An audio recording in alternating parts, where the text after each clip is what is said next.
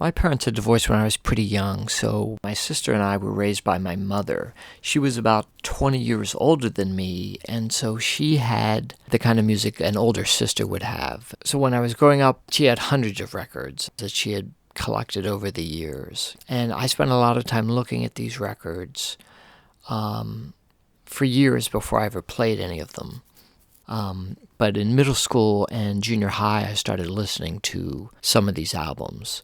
I think it was mostly the cover art that made me listen to many of them. And it was in listening to all these albums that I just developed my musical taste. These were all albums that she had. As a kid, I didn't have the sense that it wasn't really cool to listen to the same music your mother did. And in later middle school and certainly in junior high, music became much more important, and what you listened to became important, and just knowing songs and knowing who did the songs and how the songs go. Luckily, I listened to a lot of things that would really help me out later in terms of being kind of cool, because I would know all this music that a lot of these kids knew, or I could see on the shirts that they were wearing that I knew some of these bands, and that really helped socially. But I couldn't really tell people in school that I knew all this stuff because my mom had all these albums. So as much time as I spent looking at all my mother's albums, there was only a few that really influenced me the most. One of them was Herb Alpert's Tijuana Brass. I was interested just because of the whipped cream cover. It was just so fascinating, interesting to me. And I probably wasn't too interested in that attractive woman just because I would have been so young and she would have been like twice my age, which would have been way out of the realm of any interest of mine. I think the only thing on there was A Taste of Honey. That was a song I liked. I think we had one or two Barry Manilow albums, but maybe it was only the one, and it was This One's For You, and that song, This One's For You, got a lot of radio play, and I'm sure that's where she got it. As a kid, it was fine to listen to Barry Manilow. He wasn't too unpopular until much later, like maybe junior high, when nobody would ever confess to have listened to Barry Manilow, although we all knew who he was and knew his songs. But on This One's For You, it was that song, This One's For You, and Looks Like We Made It were the two songs that I liked and knew the most.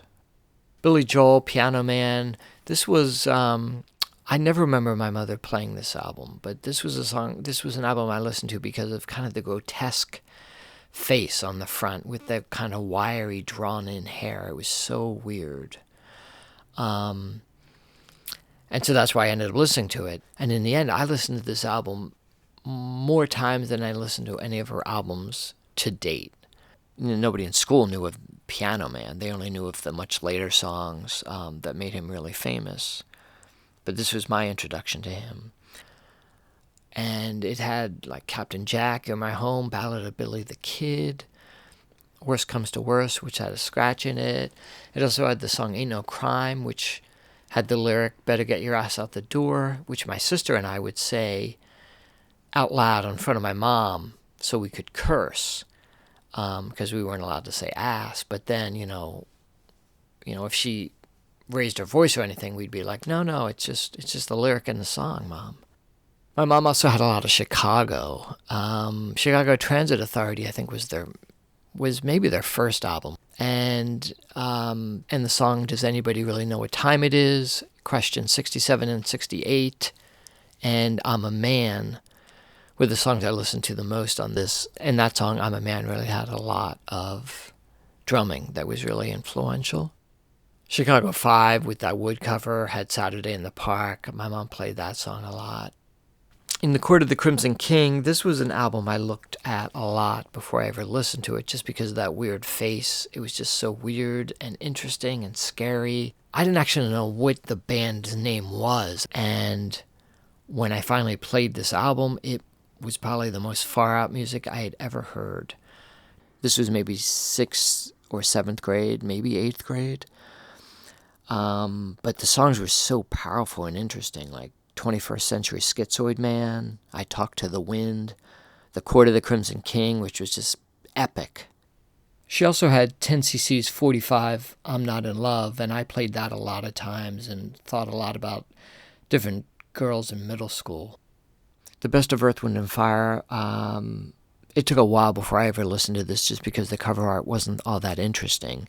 But once I listened to it, the songs, some of the songs were just great, like Fantasy, September, Reasons, Can't Hide Love, Getaway. But it really wasn't very helpful socially to me because nobody ever talked about this, and everybody in school was really into metal kind of music or classic kind of rock stuff. And I wasn't hanging out with all the black kids. And none of the cool kids or the tough kids were listening to Earth, Wind and Fire. Elton John, it's just a great album. It has Your Song, Take Me to the Pilot, Border Song, all the, totally great songs. I probably listened to this because of the cover, although maybe I knew of Elton John at this point. I'm not really sure. My mom had a couple Roberta Flack albums, and the album First Take had Killing Me Softly, and the first time ever I saw his face, my mom played those songs a lot of times. The Beatles, A Hard Day's Night. This album was my introduction to the Beatles. I studied this album way before I knew of the Beatles, although maybe I'd heard their songs on the radio. I didn't know that was the Beatles. I didn't know who the Beatles were.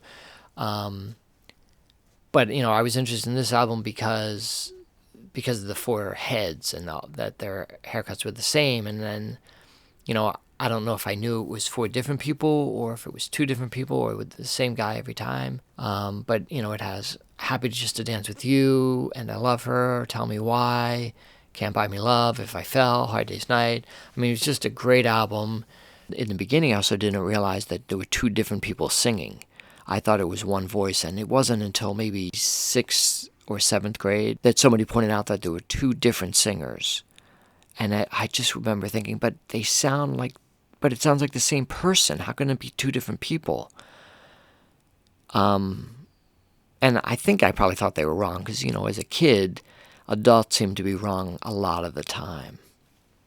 She also had Abbey Road. But interestingly, she had no other albums between Hard Day's Night and Abbey Road. So it's like she had the very beginning of the Beatles and the very end of the Beatles. So anything in between, I only learned from the radio. And I know she listened to, I remember her talking about listening to the Beatles through the wall in 1964 when they arrived in the United States. So, she had been a fan, or at least had been enough of a fan to buy A Hard Day's Night, but there was no other albums in between. And this had Maxwell's Silver Hammer, She Came In Through the Bathroom Windows, Something, Octopus's Garden, Mean Mr. Mustard, Polythene Pam. I was really fascinated by the end kind of medley of all those songs together. Of the two, Abbey Road was my favorite album of the Beatles. It was just so well done, and just that medley at the end was so great. Shaft, the soundtrack by Isaac Hayes. This was just an album I'd looked at because of the action on the front and the inset photo of Isaac Hayes. I eventually listened to it, and, most of it was slow and not that interesting except for the soundtrack, Shaft's song, which was done by Isaac Hayes, which is, still famous. And it was great then, and it was funny. Isaac Hayes kind of rapping over the music, who's the private dick that gets all the chicks? Shaft! Can you dig it? And that was a lot of fun to listen to, and the music was really, really great.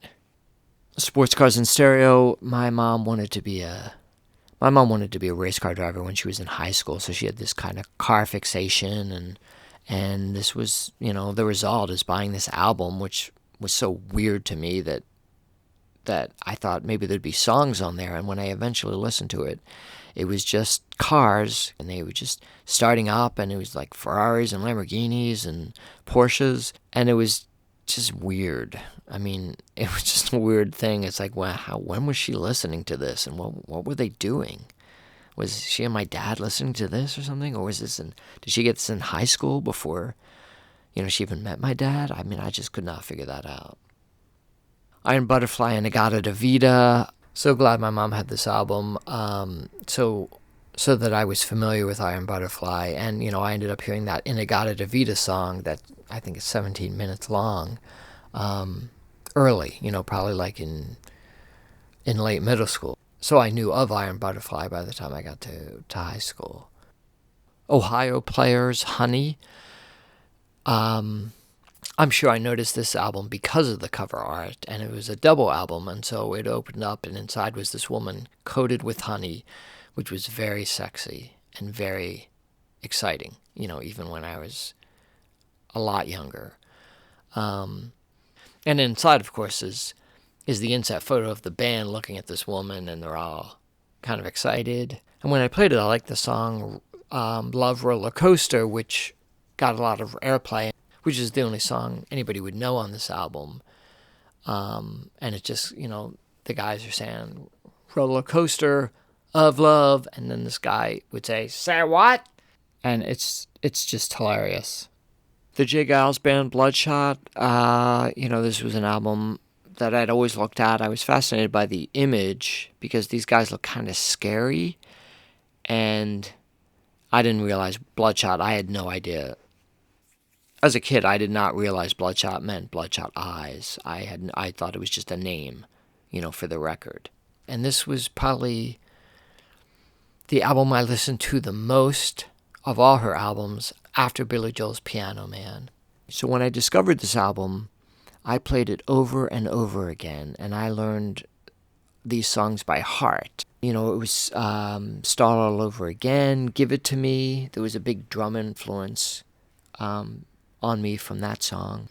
Ain't Nothing But a House Party, Bloodshot itself, Don't Try to Hide It, which was about this girl's butt.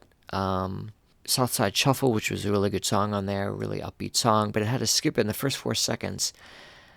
And I remember putting pennies on the needle to straighten it out so it would play through the scratch on the record. Start All Over Again, Give It To Me.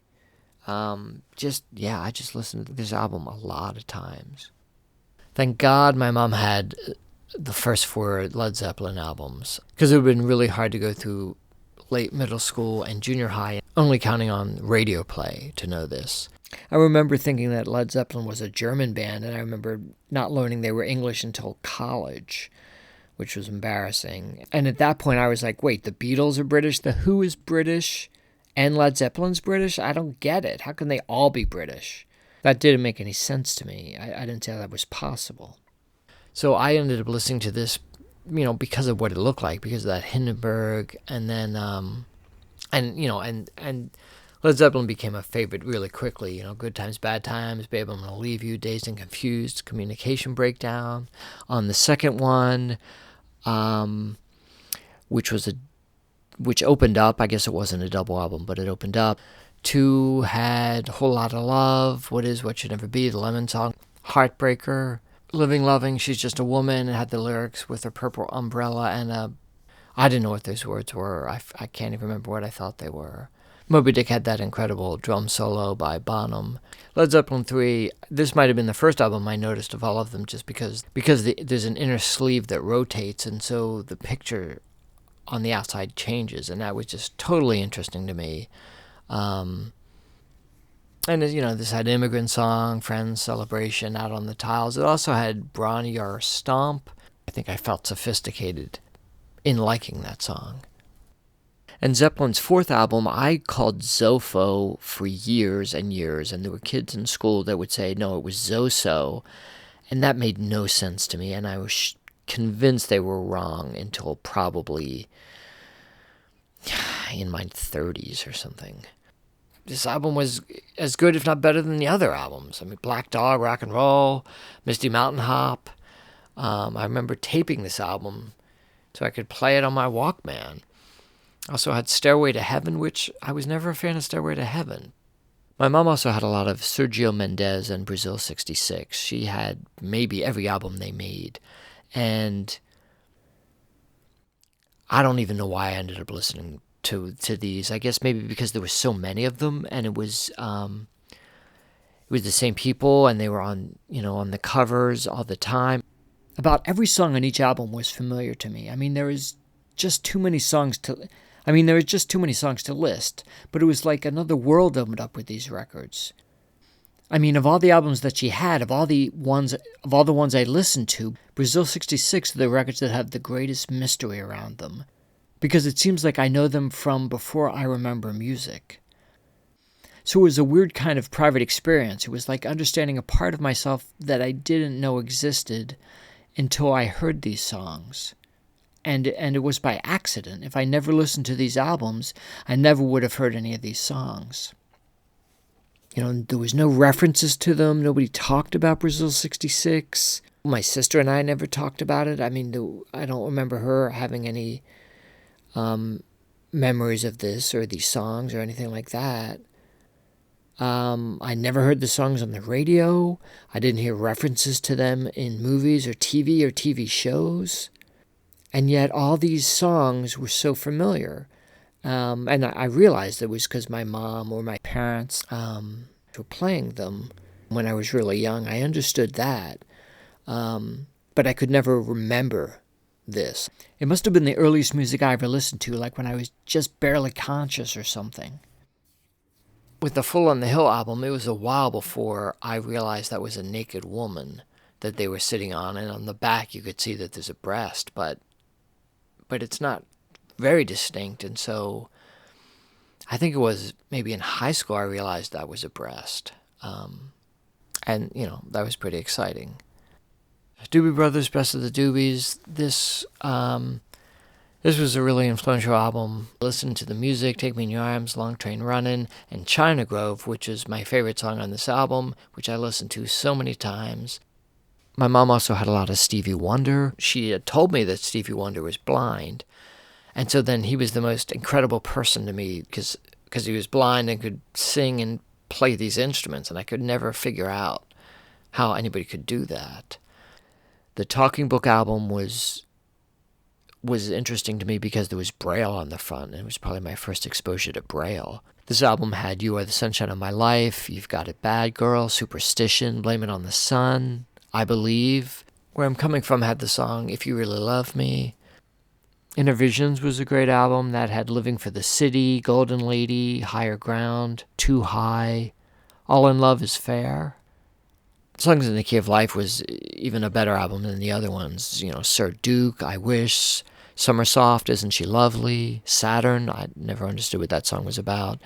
Pastime Paradise, Joy Inside My Tears, Black Man, where Stevie in a chorus lists all these nationalities of people that did important things that aren't white people. Thank God my mom had The Who, because that was really helpful for me. Meaty Bitty Big and Bouncy had I Can't Explain, I Can See for Miles, My Generation, Boris the Spider, Magic Bus, Pinball Wizard. The Who Sellout, I'm sure I was looking at this album really early on because it was so absurd as a little kid. And just not understanding why somebody would be sitting in a big can of beans. And were they holding another can of beans or was that can of beans empty? It made no sense. And when I finally listened to this, I just thought, this was probably the first concept album I ever heard because my mom didn't have Sgt. Pepper's. And this was just great. Armenia City in the Sky, Marianne with the Shaky Hands, Tattoo, I Can See for Miles. She also had Who's Next. And this is a tremendous album, Barbara O'Reilly, Bargain, Go Mobile, Behind Blue Eyes, Won't Get Fooled Again. My mom also had L.A. Woman by The Doors, and it had, Love Her Madly and Riders on the Storm, which I listened to over and over again, and this started my Doors interest. I think every middle school age boy goes through a Doors phase. I ended up buying another Doors album, which might have been one of the first albums I ever bought. My dad gave my sister and I the Rolling Stones' Hot Rocks when I was in middle school.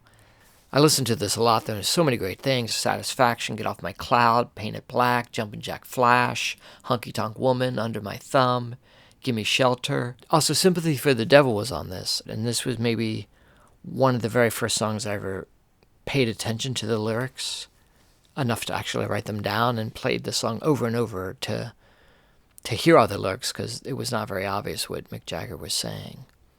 My mom had one Rolling Stones album, which was Sticky Fingers, and I remember looking at this album in early middle school just because it had a zipper on it, and it was a close-up of a pair of pants.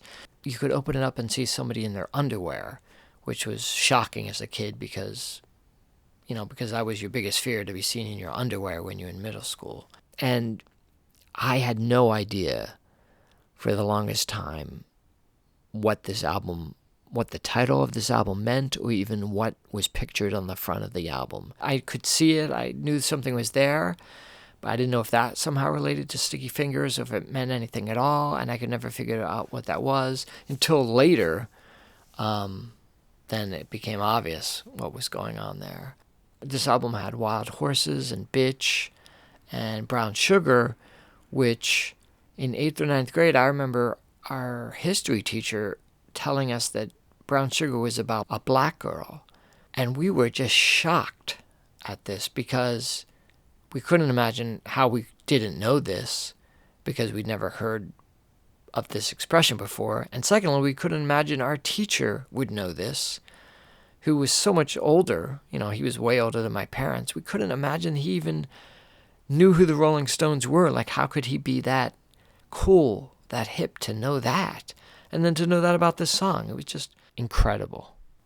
So these were the most important albums that influenced me the most of all the albums that she had. The ones that I remember the most, certainly the ones that I liked the most, the ones I listened to the most, the ones that influenced what I listened to, the ones that I still listen to now. And there's no way I would have heard all this music or bought most of it just from listening to the radio or talking to my friends or looking at the t-shirts my classmates were wearing.